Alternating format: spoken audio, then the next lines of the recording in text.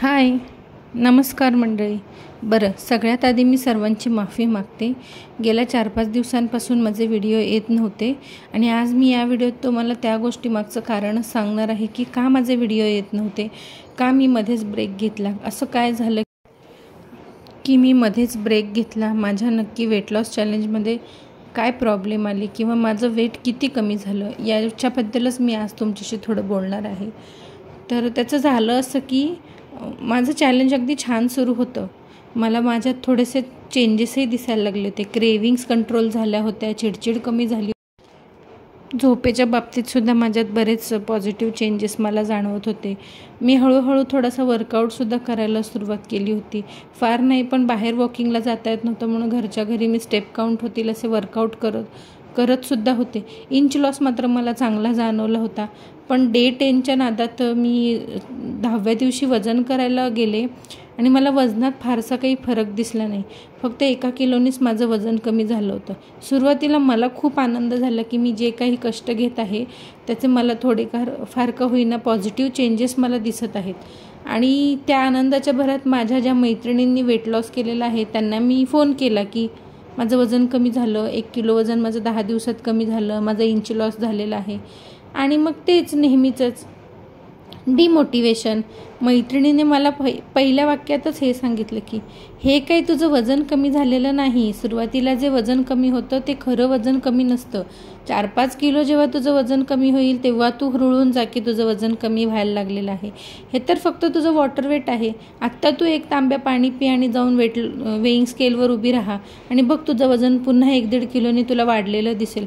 आणि त्या वाक्याने मी जी काही नैराश्यात गेले आणि मला जे काही वाईट वाटलं की बहुतेक माझं खरंच वॉटर वेटच लूज होत आहे आणि माझं वजन कमीच झालेलं नाही.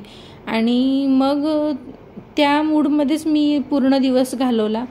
आणि संध्याकाळी झालं असं की सगळं छान डाएट फॉलो केल्यानंतर इमोशनल ईटिंग जे असतं ते माझ्याकडून झालं.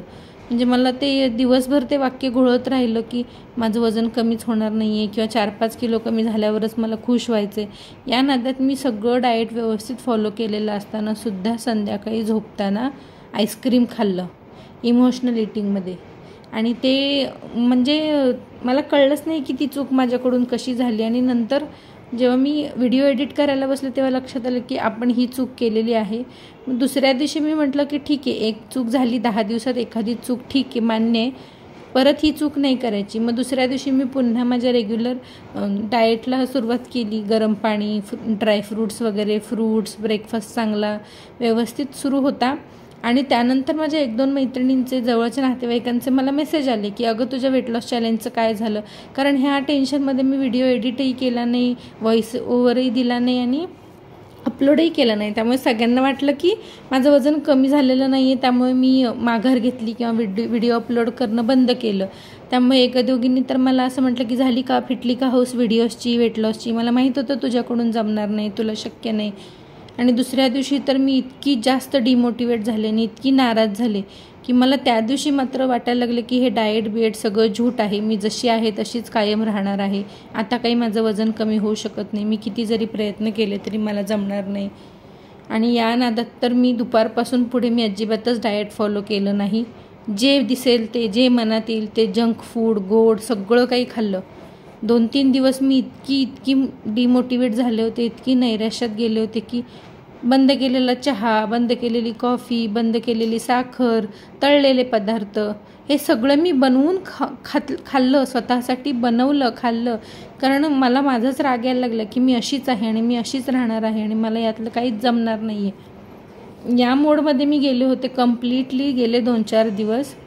आणि काल रात्री मग मला माझ्या मिस्टरांनी थोडं समजावलं की हे बघ, तू ज्या जर्नीवरती आहेस ती तू कुणाला दाखवण्यासाठी करत नाही आहेस, कुणाला इम्प्रेस करण्यासाठी करत नाही आहेस किंवा तुझ्या वजन कमी होण्याने किंवा वाढण्याने समोरच्याला काहीच फायदा किंवा तोटा होणार नाही आहे.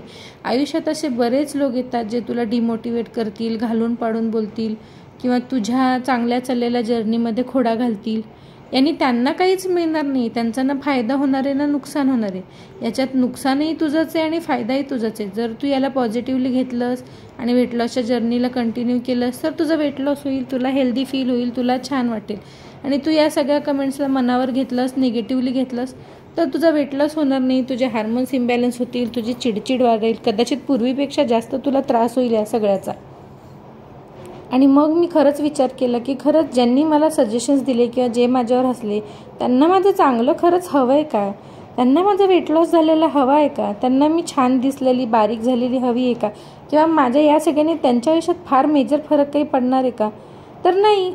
मी बारीक झाल्याने फरक पडणार आहे माझ्या शरीरात, माझ्या दिनचर्येत, माझ्या आयुष्यात.